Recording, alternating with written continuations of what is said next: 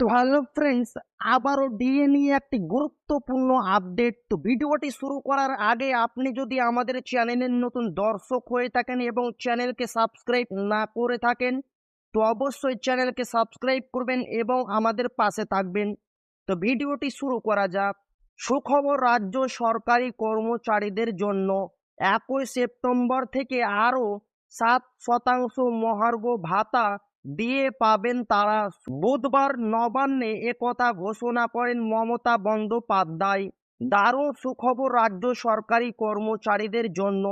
পুজোর আগে 7% ডিএ বৃদ্ধি করা হলো রাজ্য সরকারি কর্মচারীদের জন্য। ফের খুশির হাওয়া সরকারি মহলে। পুজোর আগে 7% ডিএ ঘোষণা করলেন মুখ্যমন্ত্রী মমতা বন্দ্যোপাধ্যায়। গত লোকসভার আগে এক কিস্তি বাড়িয়েছিল মমতা বন্দ্যোপাধ্যায়। ফের পুজোর আগেই রাজ্য সরকারি কর্মচারীদের সুখবর শোনালেন মমতা বন্দ্যোপাধ্যায়। রাজ্য সরকারি কর্মচারীদের জন্য 7% ডিএ ঘোষণা করা হলো। বুধবার একথা ঘোষণা করেন মমতা বন্দ্যোপাধ্যায়, এমনটাই সূত্রের খবর। রাজ্য সরকারি কর্মচারীদের পাশাপাশি পঞ্চায়েত, নিগম ইত্যাদি কর্মচারীরা, সরকারি প্রসিত বিভিন্ন পৌরসভা, স্কুল, কলেজ শিক্ষকরা এবং অবসরপ্রাপ্ত সরকারি কর্মচারীরাও এই বাড়তি মহার্ঘ ভাতা পাবেন। পরে নোটিফিকেশন দিয়ে ডিএ বৃদ্ধির কথা জানানো হবে বলে নবান্ন সূত্রের খবর।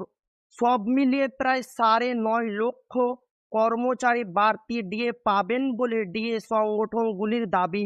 এর আগেও পুজোর আগে ডিএ ঘোষণা করেছে মুখ্যমন্ত্রীর সরকার। এবারও তার অনতা হলো না। ফের একবার দুর্গা পুজোর আগেই 7% ডিএ বৃদ্ধি করা হলো রাজ্য সরকারি কর্মচারীদের জন্য। আর এই ডিএ বৃদ্ধি নিয়ে নানান প্রশ্ন তৈরি হয়েছে সরকারি মহলে। মহার্ঘ ভাতা বাড়ানোর দাবিতে আন্দোলন চালিয়ে যাচ্ছেন রাজ্য সরকারি সংগঠনের একাংশ। তাদের অন্যতম সংগঠনের প্রধান মলয়ক বন্দ্যোপাধ্যায় এবং দেবপদ শীলের বক্তব্য, আগামী বছর সুপ্রিম কোর্টে ডিএ মামলার চূড়ান্ত শুনানি। নিজেদের বাঁচাতে একের পর এক ডিএ বৃদ্ধির ঘোষণা করছে মমতা বন্দ্যোপাধ্যায়। মুখ্যমন্ত্রী এদিন জানিয়েছেন কঠিন আর্থিক অবস্থার মধ্যে চলছে রাজ্য, কয়েক হাজার কোটি টাকা দেনা শোধ করতে হচ্ছে। তা সত্ত্বেও রাজ্য সরকারি কর্মচারীদের ডিএ বাড়িয়ে চলেছে রাজ্য সরকার। কেননা রাজ্য সরকারি কর্মচারীদের প্রতি রাজ্য সরকার সহানুভূতিশীল। তাই দুর্গা পুজোর আগে রাজ্য সরকারি কর্মচারীদের জন্য 7% ডিএ ঘোষণা করল মমতা বন্দ্যোপাধ্যায়, যা সেপ্টেম্বর মাস থেকে লাগু হতে চলেছে। তো খুব গুরুত্বপূর্ণ ডিএ প্রতিবেদনটি আপনাদের মাঝে শেয়ার করলাম। তো ভিডিওটি ভালো লাগলে অবশ্যই আপনার বন্ধুদের শেয়ার করবেন যাতে তাদের উপকার হয়।